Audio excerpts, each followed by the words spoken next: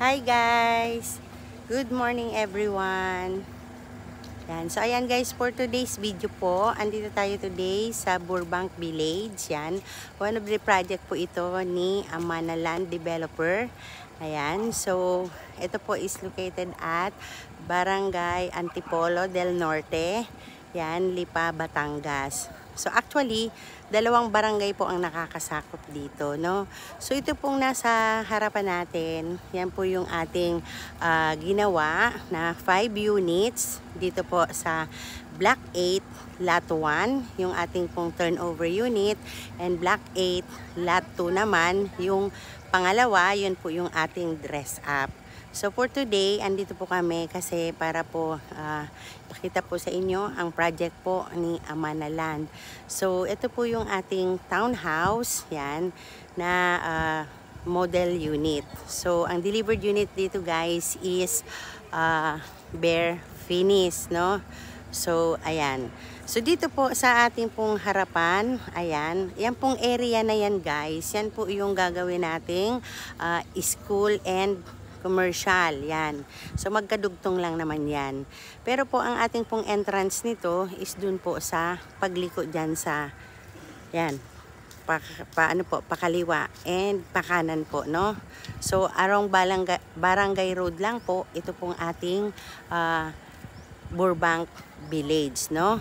So dito po makita natin meron na po tayong kalsada, no? And yun po yung ating mga ongoing construction. I think it's block 19, 20 and 21, 22.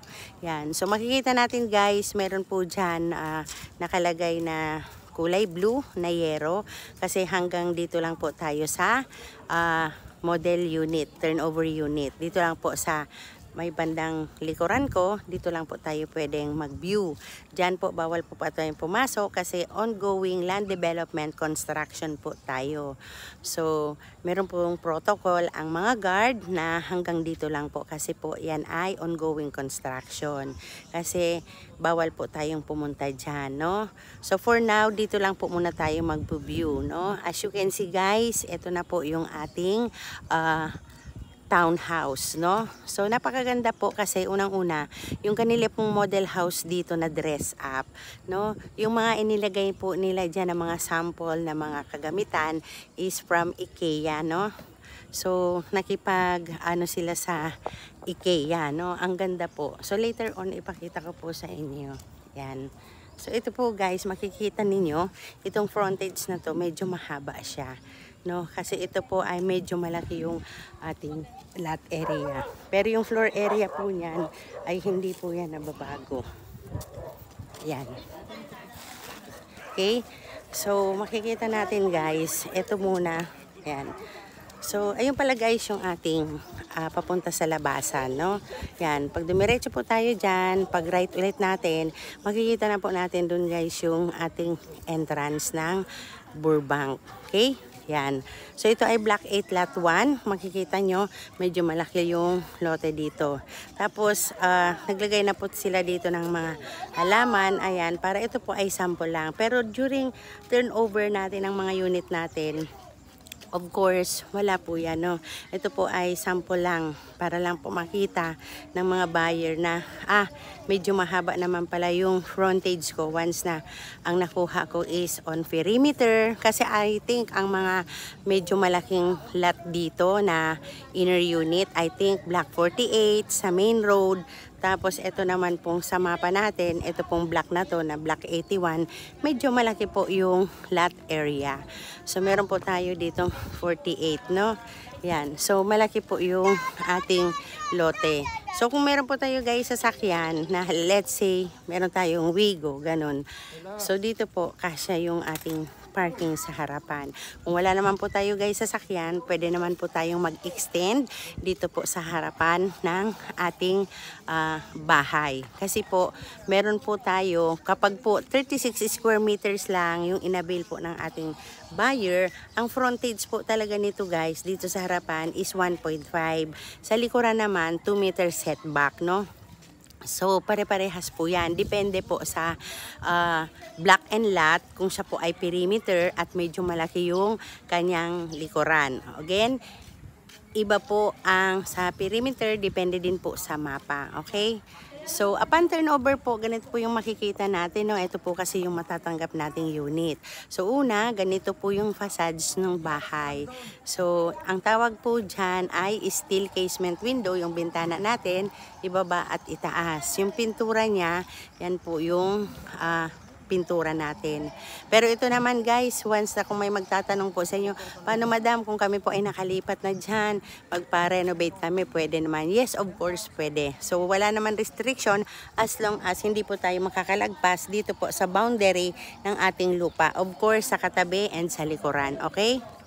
Dahil pag nagkataon po na tayo po ay nakaumit po tayo ng lote sa ating kapitbahay, ipapabakbak po yan. Ano po? So again, ipakita ko po sa inyo yung loob po nung turnover unit. May tao lang po sa baba kasi po may nagtitripping. Pakita ko na lang po sa inyo. So again, pasok po tayo. Kung makikita natin guys, eto yung pintuan natin dito is para po siyang PVC. Tingnan ko nga. Check ko. Yan, kulay white. Pero ano to, Wooden. ito po yung hektarya niya. Tapos ito po yung CR. Yan. Lalagyan po yan ng lavatory dyan, shower head. Yan. Ito po PVC. Yun naman po ay CR po natin. Naka-flash po yan. Tapos ito naman po yung pintuan papunta sa likuran. Yan. So ito na po yung inyo pong setback sa likuran. So ito na po guys yung magiging setback ninyo sa likuran. It's 2 meter setback. Ano po? Yan. So ito po. Pwede po tayo ditong mag-extend sa likuran. Ayan po. Ito po yung lababo natin. Siyempre hati po kayo dyan ng kapitbahay nyo. Yan. Sa tabing yan. Kasi po townhouse po tayo. Ano po? Yan. So akyat tayo sa itaas. Wala nang corner. Meron sa So ito po yung hagdanan natin. It's wooden. Upon turnover natin dito guys, wala po tayong ceiling, wala po tayong tiles, and wala po tayong division. No paint. Ayan. So ito po yung matatagpuan natin guys, once na turnover na po ang unit. So, pwede pong mag-extend sa harap at sa likuran. So, punta naman po tayo dun guys sa dress up unit.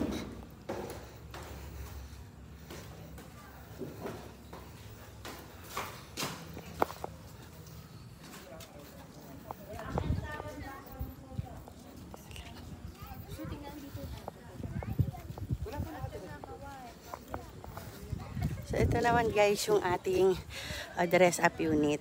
Okay? So, pasukin po natin. Yan. Yan. So, as you can see, naglagay po sila dito ng tiles. I think 40 by 40 to, no? Tapos, ayan, yung hagdanan nila, to, sa model house, pininturahan po nila ng white, no? Tapos, ito po ay vinyl. Yan. And yung ilalim, pininturahan, no? So, pwede po ito gawing stock room or lagyan ng sopayan. Ito guys, napakaganda. Ito ay IKEA. Yan.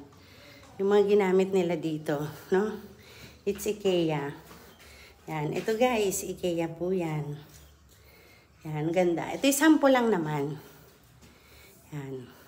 Tapos, siyempre maganda din sa bahay yung plain white, no? Tingnan nyo. Meron ditong lamesa, ayan, may sofa. Tapos, meron tayo ditong, ayan, kung makikita po natin yan, no?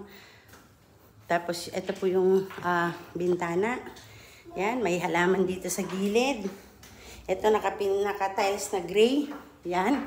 Of course, hindi na sila dito, guys, naglagay ng, ng ceiling. So, andito yung ref. Inakyat po nila dito yung ref sa itaas. Pero po yan guys ay sa baba po yan. Yan. Tapos po dito, naglagay ng vinyl. Ito naman guys yung kwarto. Yan. Ito ay para sa mag-asawa, no? So, it's from ano po ito? IKEA. Yan, mga gamit na nilagay nila dito. Yan, IKEA po yan, no? And, syempre, naglagay sila dito ng mga frame, no? Yan. Ito pa guys, ganda. Yan. Papalitan ko nga yung ganito ko. Tapos, ito guys, room ng bata.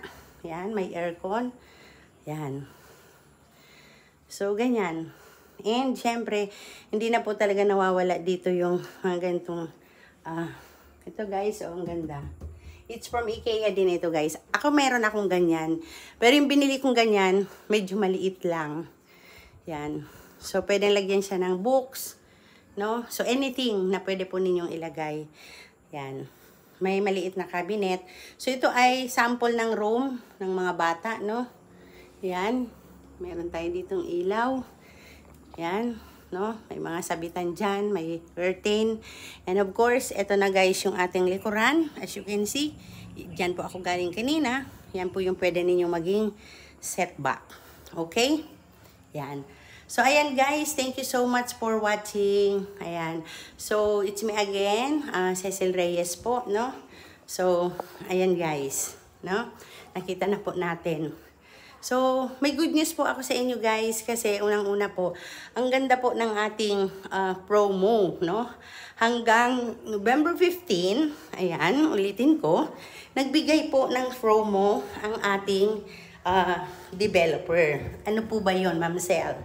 So, una, meron po tayong half reservation fee hanggang, nagsimula po kahapon, hanggang sa November 15. So, only 3,300 po yung ating reservation fee. Tapos naman po, pagdating naman po guys sa ating pong monthly amortization, ayan, nagre-range po tayo guys sa around 2,900, no? Yan, dun sa price natin. So, mura pa rin, mababa pa din. Tapos, meron po tayong discount na 20K and meron po tayong free move-in fee dito, no? Ayan. So, again, ulitin ko guys, thank you so much for watching. Ayan. So, sa mga wala pa pong investment, locally employed, OFW, ayan, mag-invest po tayo. Ang ganda po ng pintuan nila ngayon. Oh, ayan. So, ayan guys, kita natin, no? Dahil nagtitripping. Ayan. Oh, ayan. So, ulitin ko, paikutin ko ulit guys. Ito yung ating dress-up model ng ating Burbank Village. Okay? Ayan. So, ayan guys, thank you so much for watching. Ayan, it's me again. Ayan, Cecil Reyes po. Ayan, upload ko po ito guys sa aking YouTube channel. Ayan guys, no? Ayan. So, bye-bye! PM niyo po ako sa aking Facebook account, Cel Roson Roslin. Ayan, sa aking pong Messenger. Ayan po, sa aking pong Viber. It's 0921-2626695. Sales Director po ako from RCD World Homes. Ayan, Realty Inc. Ano guys, ayan. So, sana makapag-invest po kayo at makaabot po kayo sa aming mga promos. Ayan. So again, bye-bye. Thank you so much for watching guys. Legit po tayo. Tayo po ay registered sa PRC and sa DSUD. Ayan. Thank you so much. Ayan. Dito tayo sa may, dito po tayo guys. Ganda, di ba? Yan. So, from IKEA po yan. Lagi po kaming namimili doon. Bye-bye! See you on my next vlog. Abay po kayo guys. Thank you!